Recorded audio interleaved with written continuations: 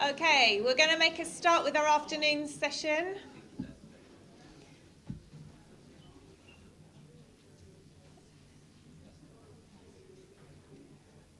Thanks, guys. It is my absolute pleasure to do the introduction to this next session. You won't fall asleep, I absolutely promise you of that. We were really excited to secure Louise for this afternoon session. I don't know if your ears were burning this time last year, but your book had just come out and we were all about it. It was a really natural follow-on for us from Norman's book Unprotected that talks about how the sexual revolution is putting our children and females at risk. And so when somebody is brave enough to write a book like this, we want to get all over that and make sure that we hear every word that she has to say. Louise is a writer, she's a columnist, and she's also a fierce campaigner. But she shares in her book that she worked in a rape crisis centre, and some of you will know that that kind of first-hand witnessing of the trauma that people have been through just carries so much weight in your life and just propels you into wanting to do something about it. If you have read the book, you're already prepared for this session may not be the most comfortable session to sit through. If you haven't read the book, I'm just going to give you the heads up on that now. Because actually, as Harry gave us permission earlier, that actually you may not be on the front line of this battle, but you are in this battle. And you are all people who want to hear the truth. So if you're ready to hear the truth, that's what you're going to get today. So I'm now going to hand over to you, Louise.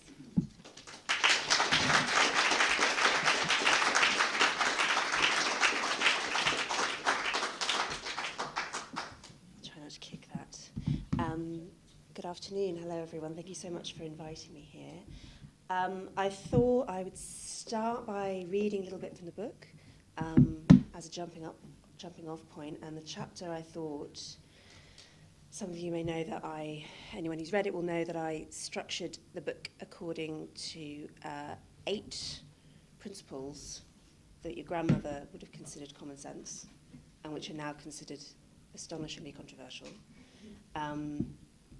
The 8 principles are: sex must be taken seriously, men and women are different, some desires are bad, loveless sex is not empowering, consent is not enough, violence is not love, people are not products, marriage is good. So, fiery stuff, as you can tell. I thought that I would go straight to chapter 8, and I'll tell you that this is the chapter that probably actually proved to be the most controversial, in the sense that I've had a lot of different groups reading the book and paying interest in my work, including social conservatives, religious groups of all kinds, and also some secular progressives and feminists. And the secular progressives and feminists found this chapter difficult, as may be apparent, because I think it's one of those points where actually there are a lot of issues, pornography, prostitution, that many feminists and social conservatives are aligned on entirely, and marriage is, I think, a point where you hit some divergence. So anyway, let's dive into this discussion of marriage, because I think that will be, I'm hoping that's a...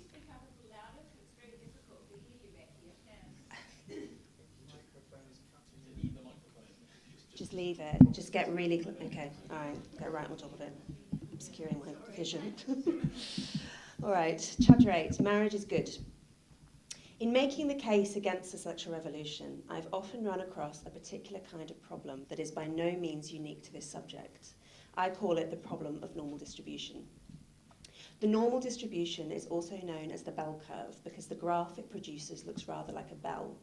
It is a continuous probability distribution that is symmetrical around the mean, meaning, in essence, that most of the data points cluster around the middle, and the further a value is from the mean, the less likely it is to occur. The normal distribution is found again and again in the sciences.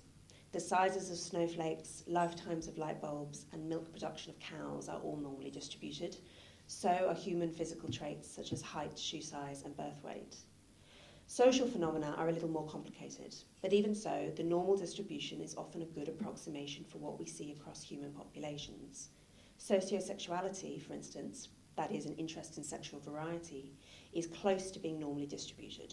Most people are close to average, and a minority of unusual people are found at one or other pole, meaning that there are some people who have no interest whatsoever in casual sex, and some people who are off the charts.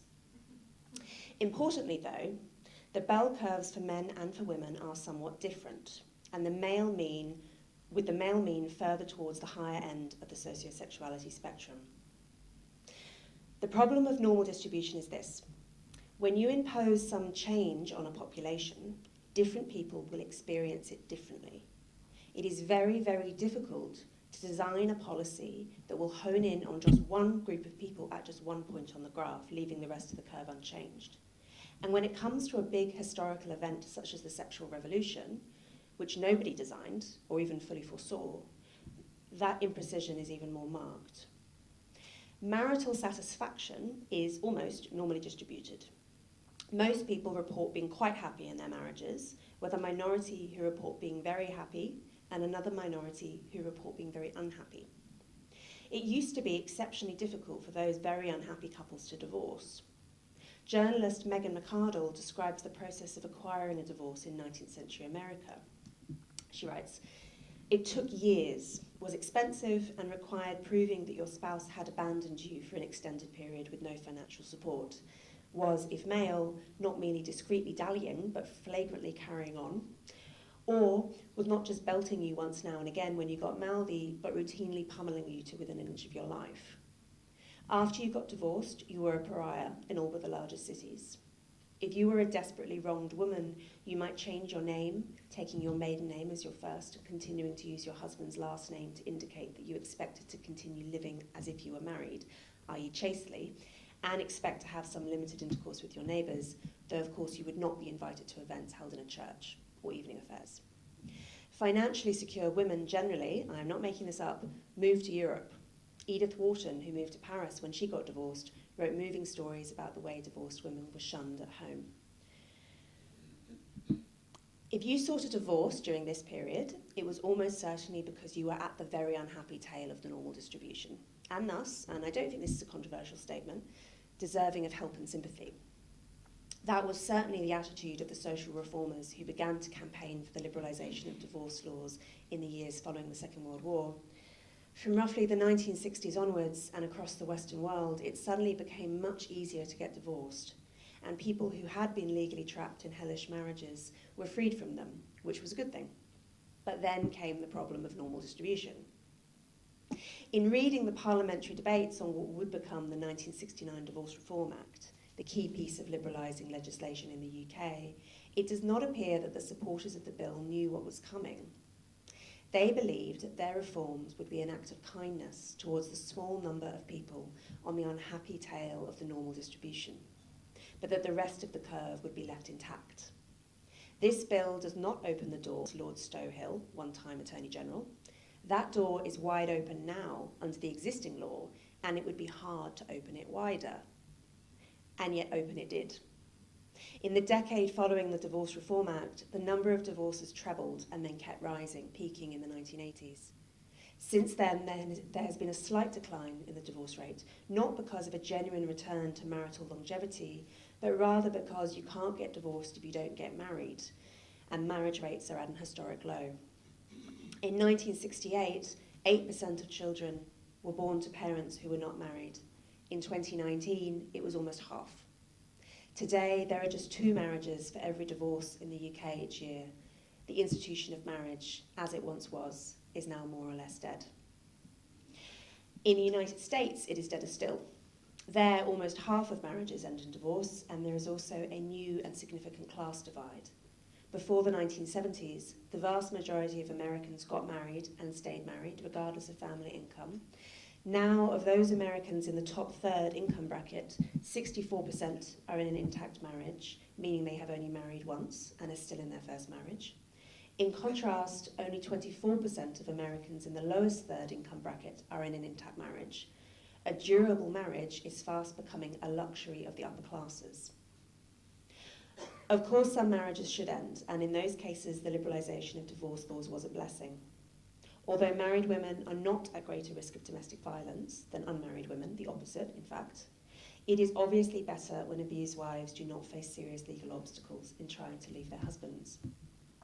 The extreme unhappy tale of the normal distribution really did need to get divorced, and before the reforms of the mid-20th century, they often couldn't. But the problem of normal distribution made it impossible for the reforms to laser in on just the extreme cases. Most modern divorces are not a consequence of domestic abuse. Most involve a couple growing apart, falling out of love and trying for a fresh start. But in many of these cases, the promise of happier alternative relationships remains unfulfilled, particularly for women, who are more likely than men to remain permanently single following divorce. What's more, between a third and a half of divorced people in the UK report in surveys that they regret their decision to divorce. There is a lot of space between happy and irreparably unhappy. In the past, those people remained married. Now they usually don't. And in a culture of high divorce rates, even those marriages that last risk being undermined. When marriage vows are no longer truly binding, couples seem to become less confident in their relationships. One study by the American economist Betsy Stevenson, for instance, found that marital investment declined in the wake of no-fault divorce laws, with newlywed couples in states that pass no-fault divorce about 10% less likely to support a spouse through college or graduate school, and 6% less likely to have a child together. When marriage became impermanent, the institution as a whole was changed, and with it much else. I doubt very much that any of the well-meaning reformers of the 1960s ever envisaged such an outcome. Their intention had been a noble one, to offer a way out for people stuck in wretched marriages and to lift the stigma from the then tiny minority unfortunate enough to have been through divorce. But the problem of normal distribution interceded. There was always a threshold of dysfunction above which a marriage was considered beyond saving, and reformers intended to nudge it only a little. But as the marginal divorce made the next one more likely, and the one after that more likely still, that threshold went hurtling downwards at great speed. Let me just have a sip of water 1 minute.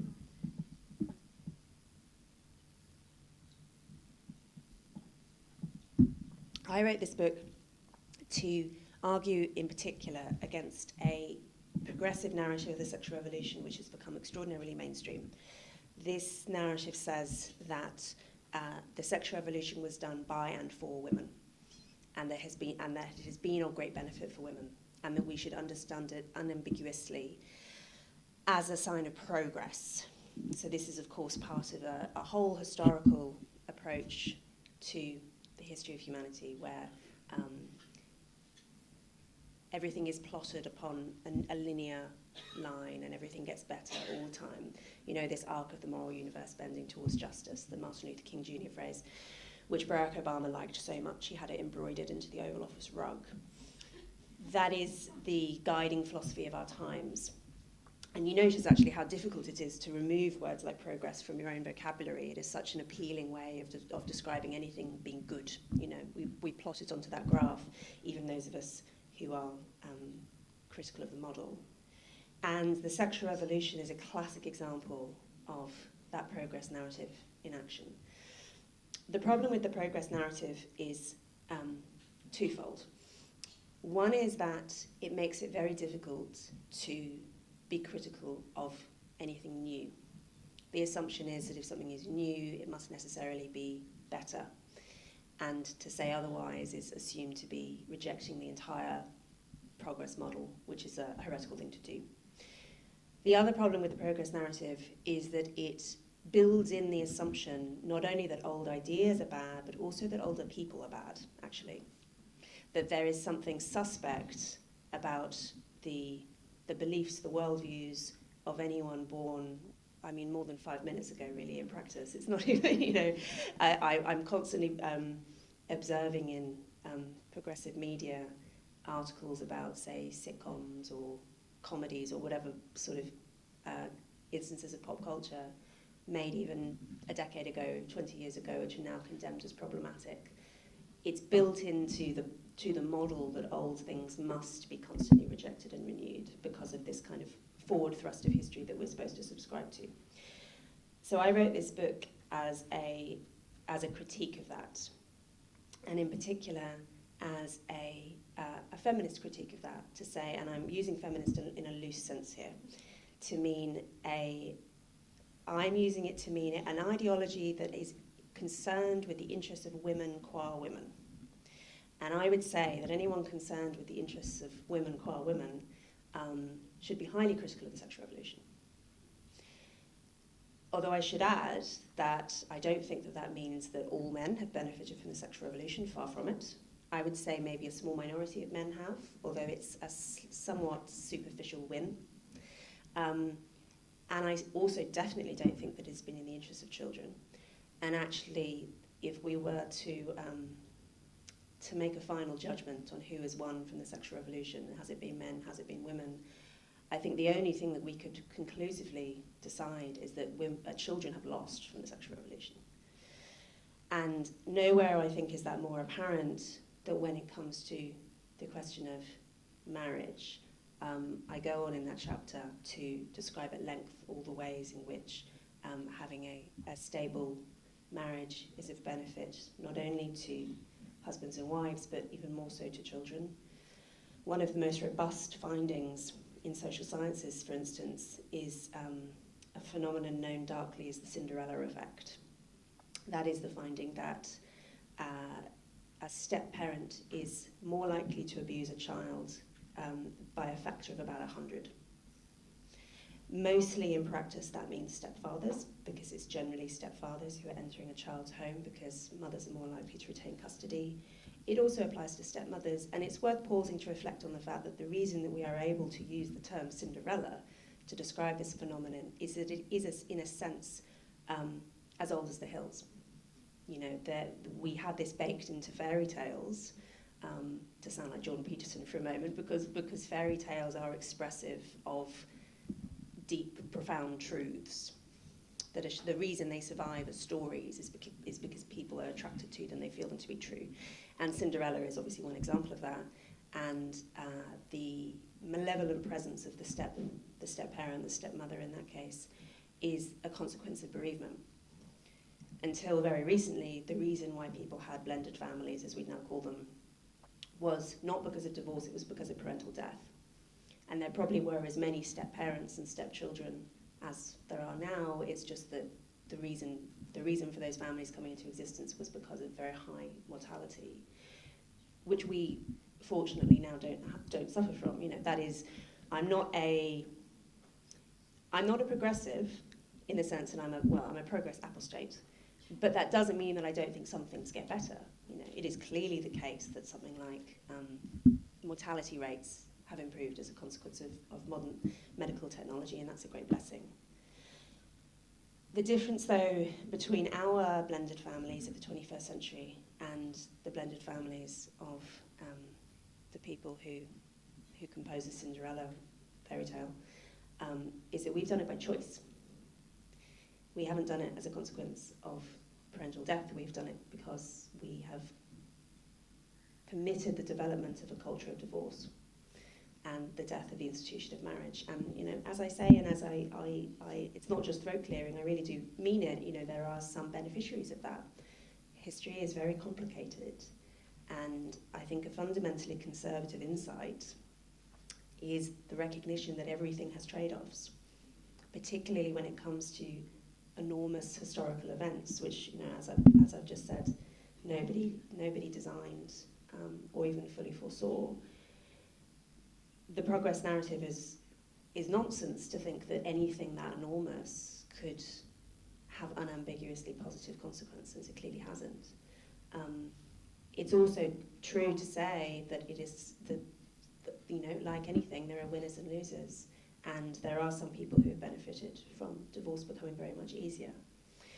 The problem is, I think, with seeing that as society is greater than the sum of its parts. There's another conservative insight. And so the argument from divorce reformers of the 1960s and those who still support a culture of divorce and see it as a blessing that people now have more individual freedom to determine their life futures is that people don't actually operate as individuals. To understand society as us individuals all sort of bumping into each other like atoms is to fundamentally misunderstand how human beings operate. We are social creatures, and sex is relational, marriage is relational, parenthood is relational. I start from chapter 2, saying that men and women are different. And there are lots of ways in which men and women are different. I don't cover them all in this book. I know, it's how obvious, right? But I mean, this needs to be litigated, though, unfortunately. Men and women are different on a physical level. Only women can get pregnant. That will always remain true. Only women can get pregnant. Men are also substantially bigger and stronger than women, probably by more than most people realise. Not anyone in the armed forces, I'm sure they're completely aware of this because they have to confront reality on a regular basis. But it is incredibly easy, actually, in the contemporary West to not realise quite how profound differences are between men and women, because if you, say, do a laptop job where you're not using your body day to day, if you maybe have a small family, you've never had siblings with whom you play fort as children, or as adolescents, crucially. I mean, it's children, boys and girls can play fight on a fairly even playing field. It's once they hit adolescence that testosterone kicks in, and then all of a sudden your brother beats you every time. People in small families might not know that. The birth control pill allows women to suspend fertility, sometimes permanently, which means that it gives an illusion of reproductive sameness between men and women. It gives the illusion that sex is consequence-free, although of course it isn't. All of these factors allow us to kid ourselves that men and women are essentially the same on a physical level, and indeed on a psychological level. Now, the psychological differences are more tricky because they are average differences, and there are outliers in every direction, and we all know people who are, unusually masculine or feminine relative to their sexes. And furthermore, I don't think anyone is just a bundle of gender stereotypes. We all diverge psychologically in all sorts of ways. But the psychological differences do exist on all sorts of things, and particularly when it comes to sexuality, the two bell curves that I described, the two overlapping bell curves are possibly the most important sort of mathematical model in social sciences. It means that at the population level, men and women are profoundly different from one another, which means that if you're trying to apply some law, some social norm, some enormous social revolution, you should expect that to have different effects on men and women. So, for instance, if you are going to destigmatize casual sex, if you're going to encourage people to imitate Hugh Hefner in your lifestyle, essentially, there are going to be more men on average who welcome that opportunity than women. And the nature of sex being relational is that women must be found to serve that demand, essentially. And I think that what we've seen over the last 70 years or so has been the mass encouragement by culture and by the material conditions brought on by the pill to encourage young women to behave more like men. In every way, really, but particularly when it comes to sexuality. And that, as far as I can tell from speaking to women and reading polling and so on, is making these young women profoundly miserable. Sometimes with a layer of a layer of confidence, a sort of outward acceptance of the narrative that actually having sex like a man is liberatory.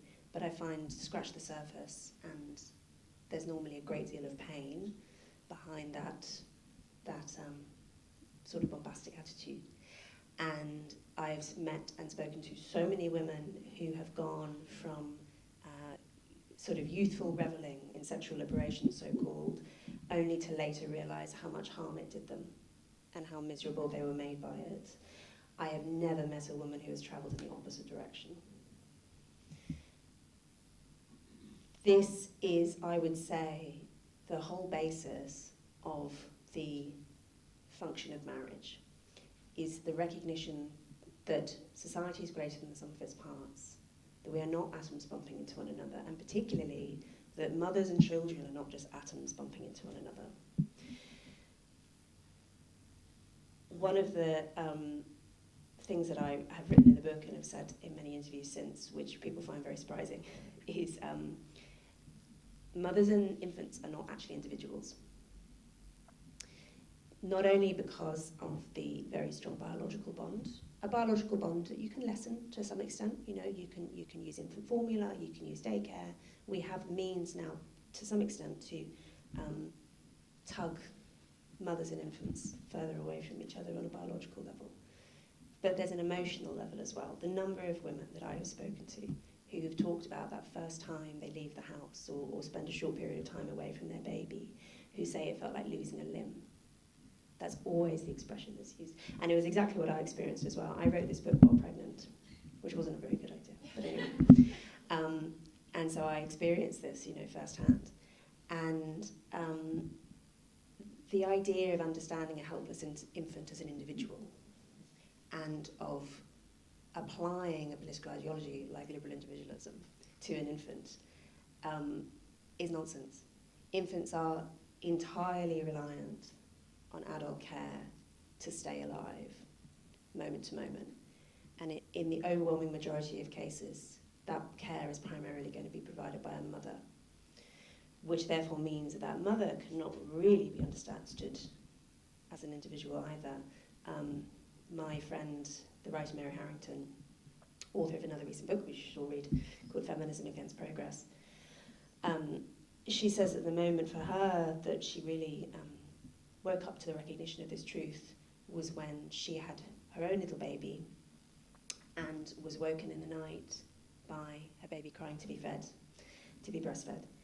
And she thought, well, I suppose according to liberal individualism, I could just say, no, I'm gonna stay in bed. I'm gonna exercise my freedom as an individual, and say, no, I'd rather have a sleep. Actually, you're on your own, honey. You know. But of course, not only would that be a cruel thing to do to her baby, but it's almost physically impossible not to do that.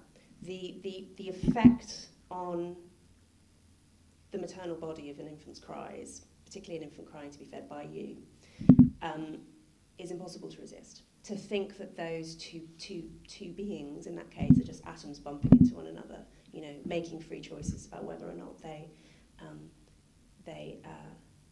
sort of honour obligations to one another, is nonsense. So if we start from the recognition there, okay, that actually mothers and infants aren't really individuals, then we have to start thinking about what it is that mothers and infants need in order to flourish, in order to survive in the most basic sense. Mothers cannot participate in the labour market for at least some period of time around matrescence, when heavily pregnant, after giving birth, and so on. Women can't operate in that moment like the liberal individualist subject that we're supposed to. They need to be provided for by somebody. And this question of who that somebody should be is a long-standing problem within feminism, because the historical answer to this, in pretty much every culture that we know of, is for women to be provided for through a combination of their husbands and their extended families. And the fact that they must be provided for by those people within their close orbit therefore provides very clear justification for why the people in their close orbit would pay very close attention to their sexual behaviour. Because actually when you become in conditions of scarcity, where you don't have a state, you don't have free daycare, I mean not that we have free daycare, right, but you don't have any kind of social safety net available, it suddenly becomes the business of the family and the community whether or not children are brought into the world and whether or not those children are considered legitimate. That whole basis, therefore, of marriage, of the taboo on premarital sex, on the family playing close interest into matchmaking and who pairs off with whom and so on, traditionally viewed by most feminists as an example of the oppression of women and of the suppression of female sexuality, which it is, okay, but actually it's also the suppression of absolutely everyone's sexuality, and particularly of men's. I mean, the whole point of that infrastructure, that social infrastructure, buttressed by religion, buttressed by the state, is to regulate heterosexuality, which means regulating reproduction. Who comes into the world? Whose responsibility are these children? It's a way of understanding reproduction on a collective level, not on this atomized bumping into each other, whatever model. And many feminists have looked at this and they have said, quite fairly, that sometimes this system fails. And sometimes you end up with women being stuck with abusive husbands or being coerced by their families into unwanted matches, unwanted childbearing. All of that is true. It does fail. Every human phenomenon we know of fails to some extent. The question is, what is our alternative? And the only alternative that really is substantially offered, well, no, that's not true. There are two options that have generally been offered by other feminists. Non-reactionary feminists, that's the term that Mary Harrington uses to describe us, as a tongue-in-cheek term, but is either you don't have children at all. That's a pretty popular option if we're to look at birth rates, right? A common feminist view is to say, well, if childbearing limits the freedom of women, which it does, I think that's true. One of my friends who had a baby a little while after me, her first baby, said that the only thing that limits your freedom more than having a baby is going to prison. Which is true. If we hold to an ideology that considers that to be intolerable, that considers the freedom of the human individual to be the highest virtue, then when faced with choosing between having children and being free, well, I guess the children have got to go, right? That is a very strong thread within feminism and continues to be. My next book is going to be called The Case for Having Kids, and I kind of got away with this one. I'm not sure if I'm going to get away with the next one, because actually it's actually a more explosive argument than this one, to say that actually the radical infringement on your freedom presented by parenthood, and I think by motherhood more so than fatherhood because of the physical burdens on women, is one that we should embrace. That's a very countercultural thing to say.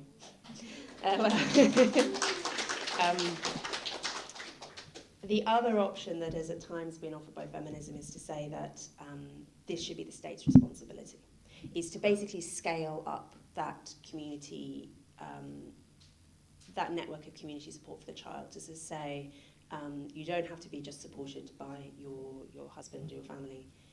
You can be supported by the state, by the collective, by millions of taxpayers that you don't know. Which means in practice, normally that care being delivered by individuals in the employ of the state. So, for instance, the universal daycare proposal, which has been sort of kicked around in feminist circles for many decades, would basically mean that you could, at any moment, any time of day, any age of infant, deliver your child into the care of a kind of rotating cast of generally poor, often migrant women employed by the state, and that this would be paid for by taxpayers. I don't entirely reject the argument that the state should, to some extent, well, I think the state should be certainly providing an awful lot more support for families than it currently does. The state basically doesn't think my son exists, right? Because he's too young to go to school. So from a tax-paying perspective, I am taxed as an individual, my husband is taxed as an individual. If in families with stay-at-home parents, normally stay-at-home mothers, there is a financial penalty in this country as a consequence of our tax system. Apart from child benefit and a handful of other benefits which have a very sharp cut-off point in terms of income, not true for most other state services, the government basically doesn't recognise the existence of little children in a financial sense. So I think that actually it is in the interests of the government to recognise the existence of little children and to support families. The question is, how should that support be provided? And my argument against the universal daycare proposal is that actually little children of all ages, but little children in particular, those first crucial 100 weeks of a little child's life, do not consider their caregivers to be fungible, basically. They do not feel equally soothed by a rotating cast of paid employees as they do by their own mother or their own father or their own grandmother or some other stable figure in their lives. This is not to say that it means that it's all one mum, you know, the kind of really extreme version of attachment parenting where you have to be entirely self-sacrificing at all times. It is natural in our species history to have allo parents, to have a sort of group of loving adults working in concert around a child in order to support them. I was reading some interesting research recently about how hunter-gatherers parent. You know, bear in mind that we spent 95% of our species history as hunter-gatherers, so it's our first and most successful adaptation as a species. We should really understand modernity as the last 5 minutes, right, in our evolutionary history, and our brains have not caught up. This is a very important insight, right? Our brains have not caught up with the enormous material changes that we've seen in the last several centuries, let alone the last few decades. And the way that hunter-gatherers parent is that there are lots of people related to each other around the child at all times. And this study, I wish I could remember the numbers off the top of my head, but they counted the number of times that a child changes hands within an hour. And the child is basically constantly changing hands between normally different female kin. That is our kind of normal parenting environment. And I think that the evident fragility of the family and of marriage is rooted in the fact that we are attempting incredibly experimental things with mothers and children. We have not taken as our kind of basis of political analysis the recognition that actually mothers and infants come as a package, and that therefore means as well that there are a whole load of other people who also come as a package, and that actually we need to be thinking not in terms of atoms bumping into one another, but of concentric circles fitting within one another. I don't think that the feminist analysis that either demands that we just forego having children altogether, or that demands that the state tries to replicate what the family has historically replicated, I don't think either of those are going to work. And so my conclusion that marriage is actually good for women, my feminist case for marriage, is based on the recognition that actually it is the only model that has so far worked. With all of its failings, right? With all of the many examples that anyone can sort of present to me of people behaving terribly towards one another.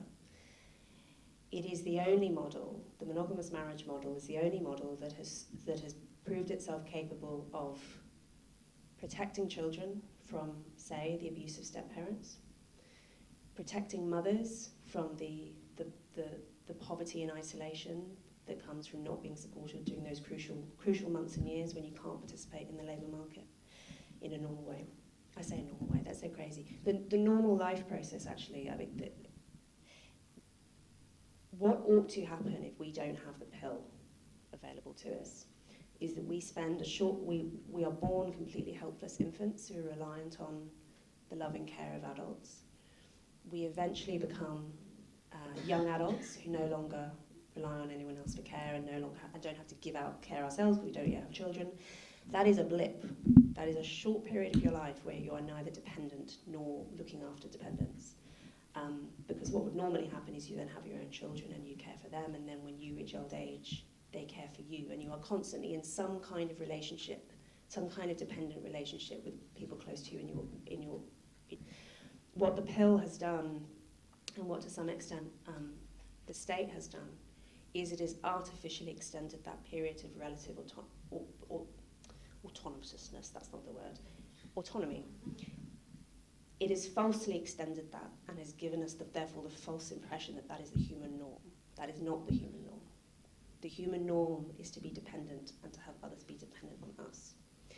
And the only model that we have yet found which seems to defend the dependent is the monogamous marriage model. And it is, as I write, enormously under threat and not, sadly, supported in policy in the way that it ought to, not supported in culture in the way that it ought to be. My humble effort in this book is to try and make an argument that actually marriage is worthy of protection and that it has a way of reinventing itself. And I'm just going to end the last few minutes by reading out a bit. Yes, here we go. The reinvention of marriage. I've written earlier in this book about what I've called the cad and dad modes of male sexuality, with the former orientated towards casual sex and the latter towards commitment. Although there are some men who are innately and resolutely focused on one or other of these modes, it's far more common for men to sit somewhere in the middle, moving between the two depending on their age and social context. Having almost reached the end of this book, I hope I've managed to persuade you that the cad mode of male sexuality is bad for women en masse. The vast majority of women find it difficult to detach emotion from sex, meaning that an encounter with a cad who doesn't call is likely to leave a woman feeling distressed, even if she attempts to repress those feelings. Women did not evolve to treat sex as meaningless, and trying to pretend otherwise does not end well. Then there are the physical consequences of sex, which are inherently asymmetrical, with the danger and pain of an unwanted pregnancy borne entirely by the woman. Modern forms of contraception are mostly effective, enough at least to have transformed sexual relations in the post-1960s era, but they still regularly fail. And whatever you think about the ethical status of the fetus, we should all be able to agree that an abortion is not a good thing for a woman to go through, given such medical risks as uterine damage or sepsis, not to mention the emotional consequences, which are not trivial. All in all, attempting to mimic the cad mode of male sexuality, as liberal feminism encourages, does not constitute liberation for women. The Hugh Hefners of the world do not quail at the thought of a sexually liberated womankind. Quite the opposite, in fact. They are delighted to find themselves with a buffet of young women to feast on, all of them apparently willing to suffer their mistreatment without complaint. Looked at in the starkest terms, I can't help but agree with the dark pronouncement my grandmother made when I told her about the thesis of this book. Women have been conned. The task for practically minded feminists, then, is to deter men from cad mode. Our current sexual culture does not do that, but it could. In order to change the incentive structure, we would need a technology that discourages short-termism in male sexual behaviour, protects the economic interests of mothers, and creates a stable environment for the raising of children. And we do already have such a technology, even if it is old, clunky, and prone to periodic failure. It's called monogamous marriage. Before I start sounding too quixotic, I should make one thing clear. Lifelong monogamy is not our natural state. Only about 15% of societies in the anthropological record have been monogamous. Monogamy has to be enforced through laws and customs, and even within societies in which it is deeply embedded, plenty of people are defiant.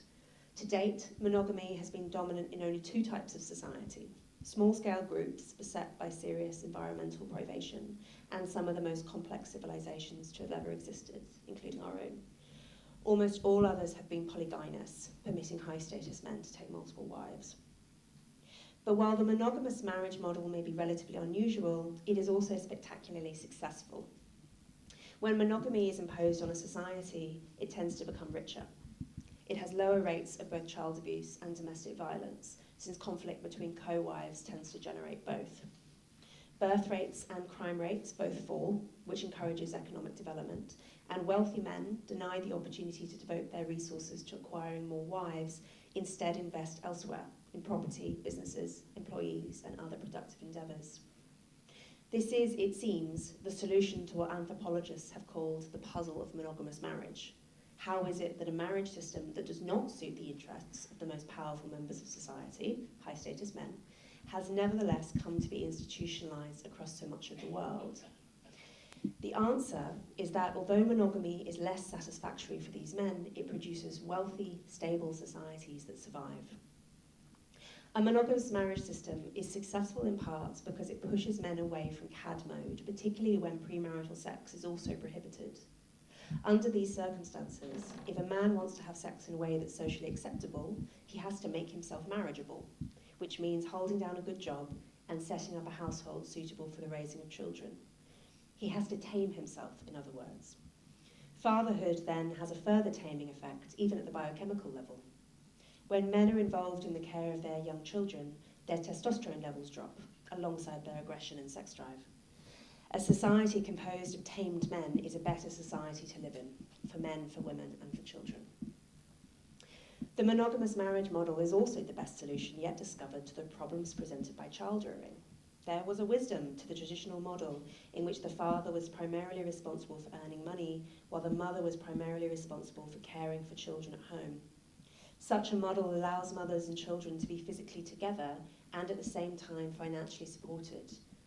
In an age of labour-saving devices such as washing machines and gas boilers, it has become less time-consuming to run a household and thus more feasible for mothers of young children to do paid work outside of the home, as most of us do. But attempting to play the traditional roles of mother and father simultaneously, as single mothers are forced to do, is close to impossible. For some women, paid work outside the home is a joy and a privilege. For many more, it is a responsibility, and often an onerous one. Even those women who enjoy their work are physically incapable of performing it during the early months of a baby's life. I should know, I began this book at the beginning of my pregnancy and completed it when my son was 6 months old. Writing is probably one of the easiest jobs to combine with motherhood, but even so, there were weeks on end during which I didn't write a word because I was too busy caring for my baby. And while I could be practically supported by other people, including my husband, I was irreplaceable as mother, not only because I was the only person who could breastfeed, but also because children have a relationship with their mothers that starts from conception, and that relationship cannot be handed over without distress to both mother and baby. If we want to keep that maternal bond intact, then the only solution is for another person to step in during these times of vulnerability and do the tasks needed to keep a household warm and fed. Perhaps we could call that person a spouse. Perhaps we could call their legal and emotional bond a marriage. Marriage is an institution that has a way of reinventing itself. In 2020, an initiative set up by a group of American students called the Affirmative Consent Project began marketing a consent kit available online for $2.99. This pocket-sized kit contained a condom, 2 breath mints, and a contract stating that the undersigned had agreed to have sex. Couples were encouraged to take a photo of themselves holding the signed piece of paper. Why not invite family and friends to witness the signing? Some wags asked. Why not hire a professional photographer? Dress up, make an event of it. Similarly, in 2021, the journalist Julia Ioffe was among the many feminists who responded to the introduction of new restrictions on abortion rights in Texas by suggesting that men ought to be compelled to provide financial support to their sexual partners if they became pregnant. Ioffe tweeted, apparently expecting conservatives to be outraged by this extremely conservative proposal, "If you are anti-choice and you want to make sure women carry every pregnancy to term, why not make the person who created the pregnancy contribute? Why not have men pay child support to the women they impregnate? Why not indeed?" I have just one piece of advice to offer in this chapter, and you probably already guessed what it will be. So here it is. Get married, and do your best to stay married, particularly if you have children, and particularly if those children are still young. And if you do find yourself in the position of being a single mother, wait until your children are older before you bring a stepfather into their home. These directives are harder to follow now than they used to be because we no longer live in a culture that incentivizes perseverance in marriage. But it is still possible for individuals to go against the grain and insist on doing the harder, less fashionable thing.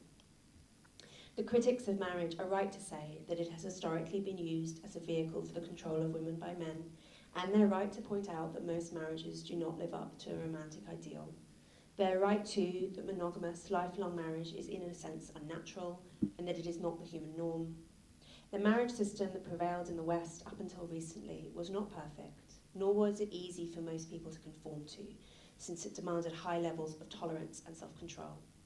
Where the critics go wrong is in arguing that there is any better system. There isn't. Thank you.